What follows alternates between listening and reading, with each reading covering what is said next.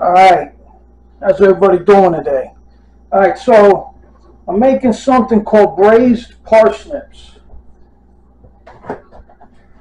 And probably a lot of people don't think of, eating parsnips, but this is a super simple recipe, small amount of ingredients. Let's start off by putting a little bit of this Kerrygold Irish butter, and I mean just a little bit, not very much at all. I'm just going to put in a little bit, turn on the heat. This is an interesting recipe because the first time I had parsnips cooked this way was when I got stationed in Scotland, and we were in a B&B, beautiful place in a small town called Dunoon, and it was called Hunter's Key Hotel.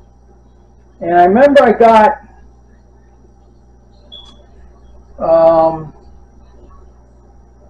venison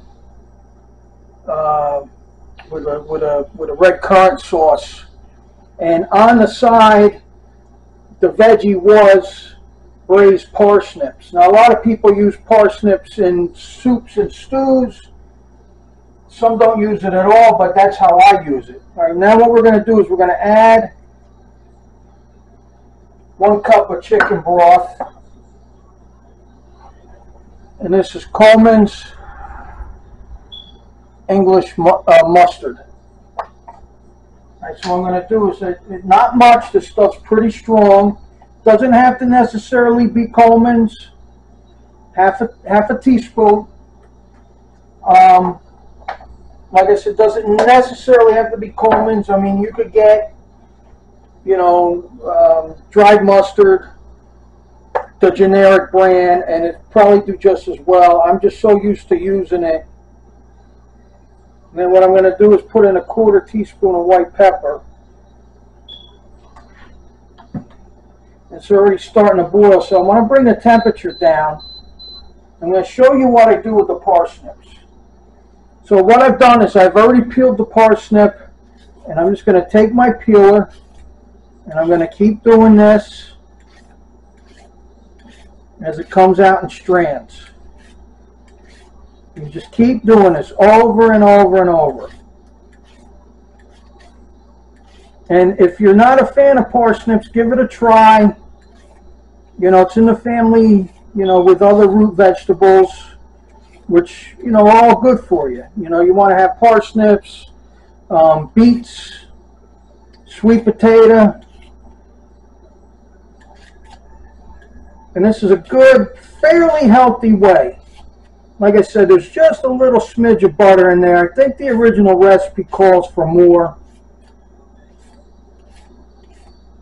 And you just keep skinning this. And now this is one big giant parsnip. So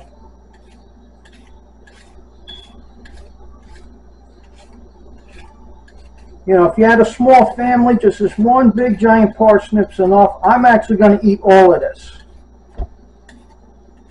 I steamed pork chop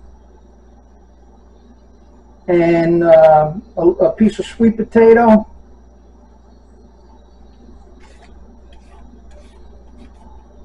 Now, if you just shaved all this off beforehand, it would look like almost like a pile of fettuccine. All right, I'm gonna do the rest of this, and then we'll get back to cooking this. This doesn't take long. All right, so got it all in the pan. Move this around a little bit and get everything coated. And like I said, this is just a very, very simple way of cooking. Doesn't take much.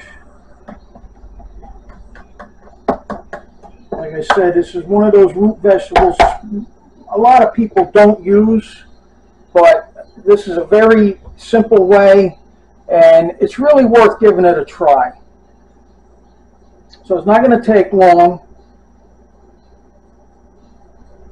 Like I said, so any bits that are left over, because you're supposed to, you know, take the potato peeler and keep making slivers till you get to the core. And you'll know when you're at the core because the potato peeler kind of slides instead of actually cutting in. And one of the things you could do, if you had other veggies laying around, is wrap this up. You could put it in the fridge. It'll keep for a few more days. You could put it in the freezer, but you could save all of this to make vegetable stock. Or if you're like me, sometimes I throw everything out in the corner of my front yard, and it's kind of a special treat, you know, for the wild animals, whoever they may be, the rabbits, the fox, maybe a deer, you know, occasionally a bear passes by. So you get all this moving, and like I said, you get it about 5 to 10 minutes of this at a medium-high heat. Will evaporate and absorb this liquid, and this is just super simple. I mean, super simple. If you had a couple of big, excuse me for 1 second, I'm having a friggin' brain fart here. If you had a couple of big parsnips, you know, and you made this as a dish, you know, and you kept it covered once it was all cooked, you have somebody over for dinner, you know, you're with your family, you know, whatever, I think they're all going to enjoy this. I mean, quite honestly, they'd be surprised. You'd be like, you know, at least try it, which is what I always say. And, you know, like I said, my experiences in the Navy, I've been all over. People don't believe me when I told them I was in Madrid. I'll say that story for some other time. But we're going to let this cook for a few minutes, and I'll be right back, and we'll plate this up with my pork chop and my chunk of sweet potato. Alright, so I've turned off the heat. You can't really overcook it, but it's already starting to stick a little bit to the pan. And look at that, that's a nice little pile. Whoops, hit the tripod. That's a nice little pile of braised parsnips. I'm going to put that on my plate.